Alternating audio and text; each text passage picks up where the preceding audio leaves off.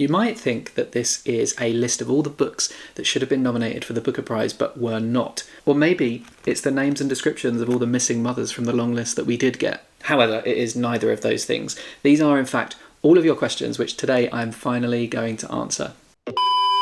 Hi, I'm Ben. Welcome back to my channel and to my long overdue Q&A. I almost said long awaited then, but that sounds quite self-aggrandizing, like I think I'm the next Donna Tartt novel or something. But yeah, I announced this months ago, first when I'd hit 1,000 subscribers, and then I got too close to 2,000 to do a 1k Q&A, and it felt a bit weird, so I said I'd do it for 2k, and now we're halfway towards 3,000 subscribers, and I can't keep kicking this can down the road anymore, so I've finally gotten on with it basically. All of my excuses and delays have led to multiple opportunities for you to ask questions, and so I've ended up with quite a pile. If you've watched my channel for any amount of time, you'll know that I love to categorize things, so I've grouped the questions into different categories which I'll turn into chapters in the video, and you can hop around to the bits you're most interested in. The first category is all about reading habits, and this is covering stuff like how I read and what I'm into. The first question is from Scott at Gunpowder Fiction and Plot, which is a great channel, and actually where there are questions from other booktubers, I will link to all of their channels below. Scott asks, I mostly see you reading new release literature, so do you read classics? If so, what do you enjoy? I suppose it depends a little bit on what you mean by classics. I definitely enjoy reading sort of modern classics and like more recent backlist literature, but I do rarely read properly old classics. In a funny way though, prize reading has completely displaced all of that, and so I'm reading a lot less backlist stuff than I would have a couple of years ago. This is the first year where I've been properly reading along with the Women's Prize and the Booker Prize, and I'm looking forward to getting back to some of that backlist reading once I've finished off the Booker Prize long list. And then I'll have like a 6-month stretch of just reading what I want, which feels really nice because I'm not going to read any other prizes. I'm not going to read along with the National Book Award. I don't actually expect I'll be able to get my hands on many of those books anyway. I would actually like, though, to get into a little bit more classic literature. I often think of it as quite dusty and quite hard to read compared to more contemporary or literary fiction. I've got some nice copies of Anna Karenina and Jane Eyre, which I've never read, so I would love to get to those, and maybe that's a reading project I need to tackle at some point. The next question is from Chronicle V, who asks, do I read manga or graphic novels? Do you have a favourite series?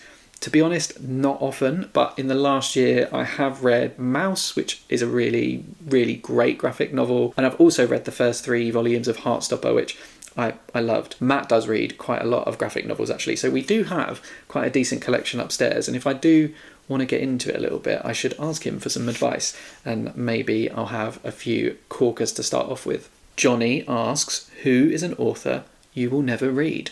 The answer to that is Colleen Hoover. Next question. Johnny also asks, do you hate read books just to see what the hype is about? And maybe slightly contradictory to my last answer, but I almost did it with It Ends With Us because it was selected as the book for my in-person book club. I didn't end up going in the end because I didn't really want to waste my time reading something that I knew just wouldn't be for me. Pod is probably the closest to a book that I've read in order to see what the hype is about, but in that case it was more negative hype, and I didn't hate it, so it wasn't really a hate read. I didn't love it, but I didn't hate it. Oh, actually, maybe a good example would be The 7 Husbands of Evelyn Hugo, because there was a lot of hype about that. I didn't expect that it would be my type of book, but I read it to see what the fuss was about, and actually I really loved it. It was a great, great book.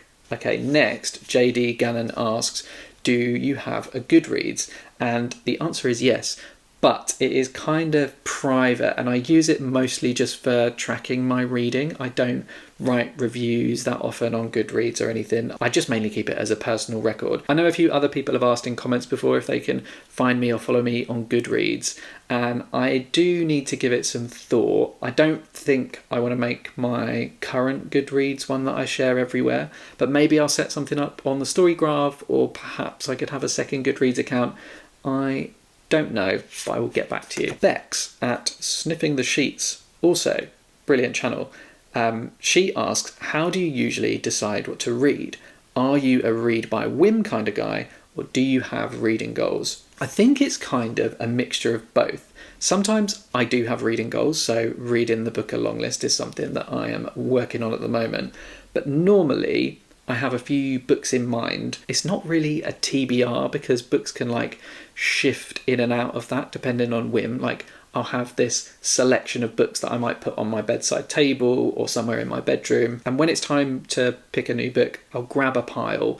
I'll normally set them out and I'll start like categorizing them or ordering them and ranking them by what I feel like. Sometimes I'll get Matt involved and he might select a few to be promoted to the next round of whatever weird Hunger Games competition this is, or sometimes he might eliminate a few. If I get stuck, I might read the first page of a few books and see which ones are clicking for me.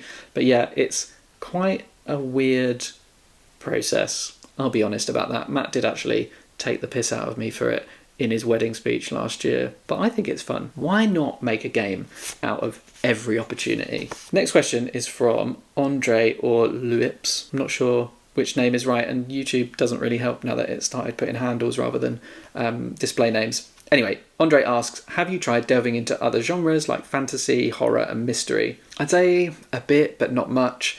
In terms of fantasy, I read Game of Thrones, although that's not super fantasy, is it? I definitely prefer sci-fi to fantasy. There's something about like the scientific nature of that kind of is quite fun for me to read. Horror stuff, I like the idea of it, and when I have read horror, I have quite enjoyed it. So what was a great book I read last year? Come Closer by Sarah Gran is really, really good, really fun. And mystery, I like a mystery when I need to be distracted. So if I'm going on an airplane, I don't like flying. So reading a mystery on an airplane is really enjoyable for me.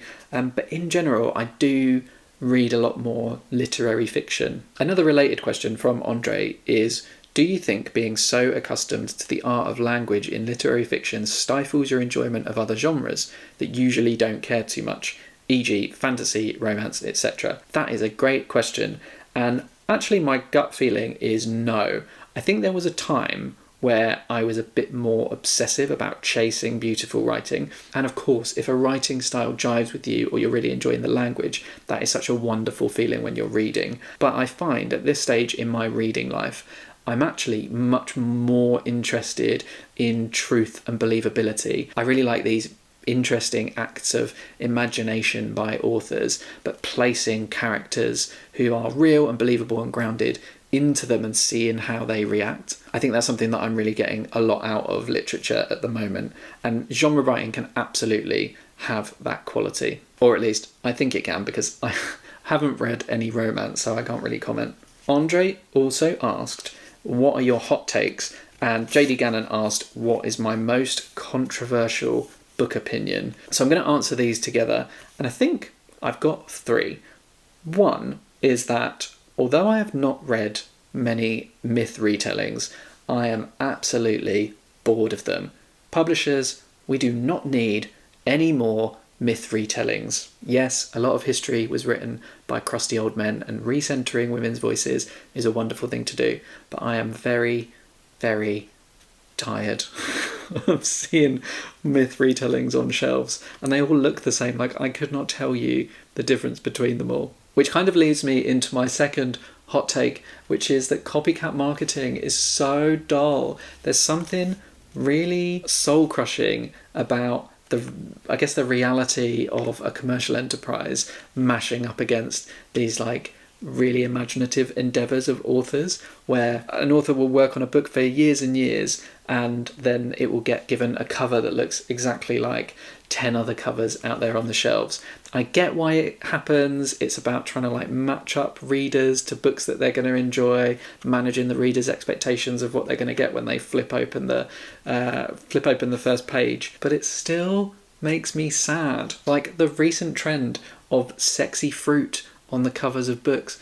Oh, it just sucks so much. And it ruins some books. So what was the one that I really didn't like?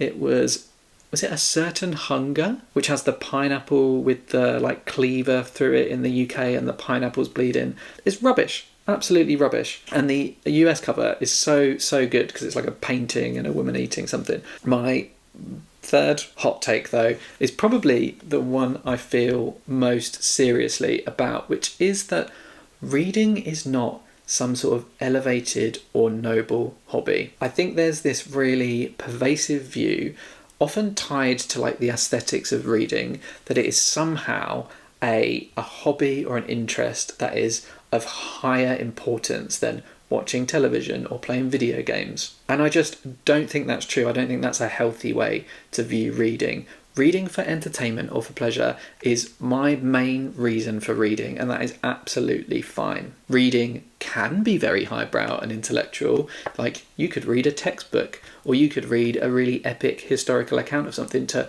learn about a certain thing or nurture your mind. But you can do that with documentaries or podcasts. Reading and being a reader does not make you an inherently better person than anyone else, and reading for entertainment is fine. Okay, the final questions in this section are Cecilia Lau, who asks, what got you into reading? And then Marjorie asks, how, why, when did you become such an avid reader? Why do you read? We all read for pleasure, but I think for avid readers, there is usually something more we derive from our reading. That actually, I didn't realise until just now that has, I guess, quite a lot to say to my previous point, really. I think there can be avid readers for entertainment and pleasure, and that's probably the main reason that I read. I have always enjoyed reading, and I got into it because I was encouraged by my mum's friend who used to babysit me. She used to come round and I'd always make sure I had a stack of books from school that I could sit and read with her, and it was always really exciting for me. I have always read. I didn't really have the, I guess, university lull that other people seem to experience, where reading and learning becomes a bit of a chore and you sort of fall out of love with reading literature while you're going through that experience. I continued to read throughout university, but I definitely have picked up a lot more books as I've got older. For me, it's all about just a way to experience the perspectives of other people. I think I'm at a time in my life now where I meet new people less frequently, probably Booktube excluded, because that's like a new big part of my life over the last year. There's just not a lot of scenarios where I'm exposed to new sets of people and new ideas and opinions, which is probably partly on me. I am probably quite a natural introvert, so I don't necessarily put myself in those situations super often. But yeah, reading lets me experience all of that without leaving my house, which is wonderful, and then I get to discuss it with lots of lovely people on the internet. But yeah, it's a good question. I don't know if I've answered that adequately, but I just do love reading and always have. I can't pinpoint a specific moment in time or a specific thing that drives me, but that's my best guess. The next group of questions is all about books, like what's your favourite XYZ. So I thought I'd put all of those things together and run through them. The first question is from Ned and Oh So Lame, who asks, what is the most influential book you read as a teenager? I think, weirdly, it's The Time Traveller's Wife by Audrey Niffenegger. I just remember being absolutely rapt by that book. I really loved like the timey-wiminess and the, I guess, smashing together of sci-fi and romance, and using, I guess, like a sci-fi conceit to basically tell this epic love story. Rebecca Reader asks, what books did you love as a child, teenager and young adult? What are your milestone books? And I love the concept of milestone books. That's really cool. I could probably do a whole video on that at some point, which I think would be quite fun. Maybe I will keep that in mind. But as a kid, I had this really wonderful compendium of Roald Dahl stories that I loved, and I was also a Harry Potter reader, but we've got a question about problematic authors coming up. When I was a young adult, I got really into the Alex Rider series, really loved those books. I actually weirdly started with the second book, I think. I remember getting something in the 3 for 2 offer at Waterstones back when it was 3 for 2 and not buy one get one half price, and somehow I ended up picking up the second book instead of the first one because I didn't realise it was a series, and I just started there. But it's quite cool, dropped me into the action straight away. In my early 20s, I'd say Franny and Zoe was a big influence on me, and then more recently, probably the most memorable reading experience I've had in recent years was reading A Little Life, which I know has its problems, but I just don't think I'll ever forget the experience of reading that book. Oh, okay, the problematic author question is right here. So Elizabeth Applebaum asks, does a writer's personal prejudices in any way affect the way that you look at a book? I'm Jewish, and it's hard to look past the anti-Semitism of writers like Ezra Pound and Roald Dahl. This is a really great question, but also one that is incredibly hard to answer, and people miles cleverer than me have wrestled with this before. So I don't think I'm going to be able to add too much other than just a personal perspective. And my perspective is that absolutely, yes, it does affect the way that I look at a book. I think the context of the author is a really interesting extra layer of information that helps me to understand what was it that drove them to write this book and what were they trying to achieve. And it also helps me to better judge whether I think they were successful in what they were trying to do when they wrote the work. But what if that context is icky? I kind of think it's up to the individual what they do. I don't like the idea that by reading something you automatically endorse those ideas or that author. I think we as readers are far more capable of reading critically than that allows. And we shouldn't really blur those lines and judge people as guilty by association just because they read a certain book by an author with certain views. Personally, I don't particularly seek out books by authors known to have dodgy views that I am not a big fan of, partly because I don't want to financially support them. Like, even if you borrow from a library, you're moving some capitalist metric that means that they will ultimately be judged as a success and get, I don't know, paid a bigger advance for their next book or be platformed more. And I think I have the luxury of doing that because there are more books by authors that I do want to support than I could possibly read in my lifetime. So I don't want to spend time like figuring out, is it okay to read the next Cormoran Strike novel, or do I really want to support Richard Ford? Because I don't have to. I can just read something that I'm less conflicted about. I think I've rambled quite a lot and not really answered that question satisfactorily, but that's kind of my point of view. I think it does affect my reading of things. Trust readers to do what's right. I don't know. Okay, next is a question from Hojack Borsman, which is my favourite name to get a comment from.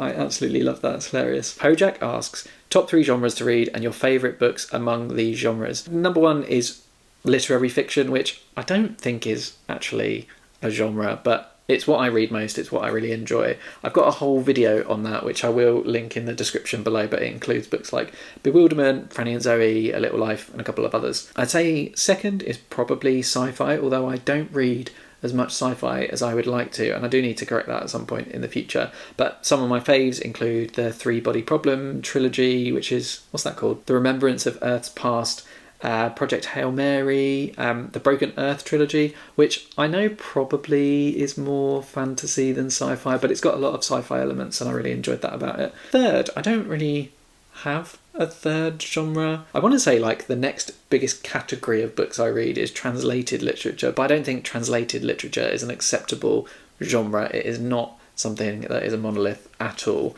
Historical fiction, but to be honest, I can barely think of any titles that I have read recently that are historical fiction off the top of my head. Still Life, is that historical fiction? Absolutely love that. Right, next, JD Gannon asks, 3 things I look for in a dream book. And I've been greedy and decided to tell you 4. So, number 1, believable characters. Mentioned that already. Number 2, I quite like it when a book has some light sci-fi elements or some mind-bendy aspect of it. Something to really get those neurons firing. Number 3, if it makes me cry, it automatically gets an extra star. And not because I like being sad, it's just that if I cry, then it means I'm really emotionally invested in what's going on. And number 4, I quite like when a book is different on a second reading, which is kind of ironic because I don't really reread very often, but I can imagine what a book would be like on a second reading, or like maybe a better way to phrase this is something where what you find out later on makes you reevaluate what you read earlier on. And that would encompass a lot of these books that I'm really digging at the moment that question truth and who gets to tell which stories. I love all that stuff. If you've got any recommendations based on my dream things, then I'd love to hear them. Okay, we've got another question from JD Gannon, which is kind of the opposite of the last one, which is, what are my book icks? How can I persuade you in 10 seconds not to read a book? There's not really any books that I could definitely say I'll never read, except maybe Colleen Hoover. I don't know why Colleen Hoover has suddenly become a punch bag for this video, because I've literally never mentioned her before on the channel. But yeah, no topics or books really are off limits for me. I do think I struggle with certain types of form in a book, so stream of consciousness novels or things with not very much white space, although even that was challenged quite recently because I really enjoyed Prophet Song. What would I not like about writing though? Unbelievable character motivations, they really put me off. Like crappy non-realistic dialogue really gets on my nerves. I don't particularly love not knowing what's going on in a book. Like, if something is no plot, only confusion and vibes, then I'm probably not going to enjoy it. Not to spoil part 3 of my Booker long list reading, but I didn't really get on with Study for Obedience for that reason. I'm also not a huge fan of anything that's too twee or too whimsical. Like, if you describe a book to me as whimsical, it's probably going to get bumped down the list. So something like Before the Coffee Gets Cold, although that has a lot about it that I should love, I think the whimsy of it just really puts me off. A shame, really. Ned and Oh So Lame asks, what do you feel like is the most overrated book you read? And I think I'm going to piss some people off right now, because although I feel bad saying it, these are both good books, but I think they are massively overhyped, kind of 3-star reads. I don't want to say them because I know there's going to be a torrent of comments. Okay, I'm just going to say it. Hamnet and Piranesi. Both fine. Both Women's Prize winners, actually. But both books that I read and I was like, why is everyone falling over themselves to praise these? They're okay. If you want to protect me from the haters, hit like. Or don't, whatever. Okay, Charlie Brooke from Charlie Book Reads, another great channel, asks a really good question, which is, are there any books that have made me mad? And I think there are different ways of being mad. Quite a few make me mad about like bad behaviour of characters or people, or injustice. And that often veers into like these really interesting narrative non-fiction books as well. So Empire of Pain really did that for me. In fiction, I'd say This Other Eden, but that was kind of loosely based on a real life event. Other books though make me mad because they suck so hard. I do tend to keep things quite positive on this channel, but I have been toying with the idea of doing a video on books that I really hate. But the number 1 on that list is Shantaram. I just think it is such a terrible novel, and I could go on for ages about why. I didn't even finish it. I just hated it so much. Really, really bad. I'm sorry if you like it. Next question is from Alice and the Giant Bookshelf, which is also another awesome channel. She has way too many books. And her question is, how many unread books are on your physical TBR?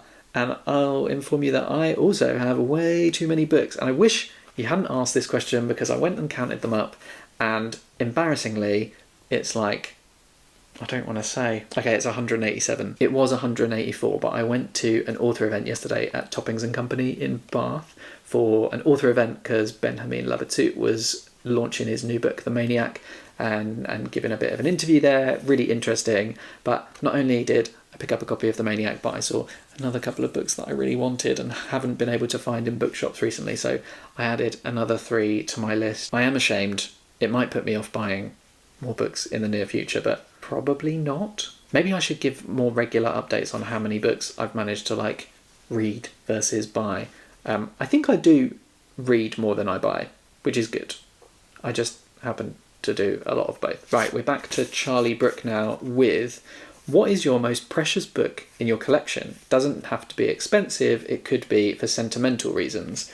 I think I've got 2 that I do care about quite a lot. One is my signed copy of A Little Life, because I went to see Hanya Yanagihara talk about, what's it called, To Paradise, and I queued up, had a chat with her. She's super nice, really, really interesting person.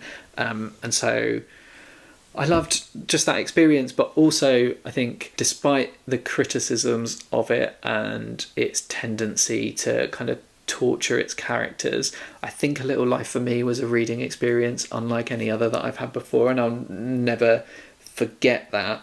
And it just really emotionally resonated with me and affected me. So that's very precious to me. The other is maybe my copy of Dune, because of how hard it was to get hold of it, and it's just a really beautiful object. I really love it, and I'm always really attracted to books that have got something going on underneath the dust jacket, and this has got "Fear is the mind killer" sort of embossed on the front. I don't even know if you can see that very well. Can you? Let's assume yes. But yeah, this is an awesome copy of a very good book and very precious to me. Kind of related is the next question, which is, if I could only keep 5 books from my bookshelves, which would I save and why? And it would include those 2 for, I guess, the reasons I've just mentioned. And the others would be Franny and Zoe, which I've got 2 copies of. I've got one which was my original one that I had when I was at university and read just after my finals, and then they reissued all of J.D. Salinger's books with the original cover designs in hardback recently, and again these are like pretty beautiful. They've got these lovely foil monograms underneath, and it's just a really lovely object. Not sure which of the two would come with me, but one of those two. Brave New World, which I think is one of the prettiest things that I have, and I'm a sucker for pretty things. And then also, I'm cheating a bit here, my hardback trilogy of the Hilary Mantel Wolf Hall books. These are one of the nicest bookish gifts that I've been given. They're really, really cool. They've got So Now Get Up on the side, and they're just lovely objects. I still haven't read them, and so I would definitely like to save them, because if all my other books on my shelves were going to be tossed into the trash, I would have probably about 3 months of reading here. Right, next is from Debbie McDonnell, who asks, which book would you take to a desert island? And I've actually written Desert Island down here, which is a completely different question, which I'm not going to answer. What would I take to a desert island? Probably something like Sarah Women's Still Life, which is very emotionally engaging, but it's still quite feel good. I wouldn't want to get too sad and depressed on an island on my own. Or another good option would probably be like some short story anthology with lots of different authors, so I could keep things fresh, mix things up a little bit. On a related note, it does always crack me up that on Desert Island Disc, which is some BBC radio show where guests have to like talk through their 8 musical tracks that they take with them if deserted on a desert island, but they also always get asked like what book would they take, but they get told that they will by default be given the complete works of Shakespeare and a copy of the King James Bible, as if I would read those. Who cares? I know they're just picking them because it's an easy answer that lots of people would probably give, but no thanks. Sorry to interrupt the flow of the video, but basically I'm about halfway through editing and I've run into a bit of a storage issue with my laptop. So I need to clear a bunch of space in order to continue. That's going to take a little bit of time, but it is getting late and I need to get up early to travel to London for something to do with work tomorrow, and I just don't have that time to sort it out now. I do want to get this video out though, so what I'm going to do is end it there and make that part 1 of the Q&A, and I will publish the rest of the answers sometime next week as a part 2. It's probably for the best because this was looking to be a video that was going to be over an hour long, and I think that's too much to ask of you to dedicate an entire hour listening to me waffle on. So yes, hopefully you enjoyed part 1. Give it a thumbs up if you did, and if you want to see part 2 and you're not subscribed, then hit the subscribe button. But until part 2, toodles.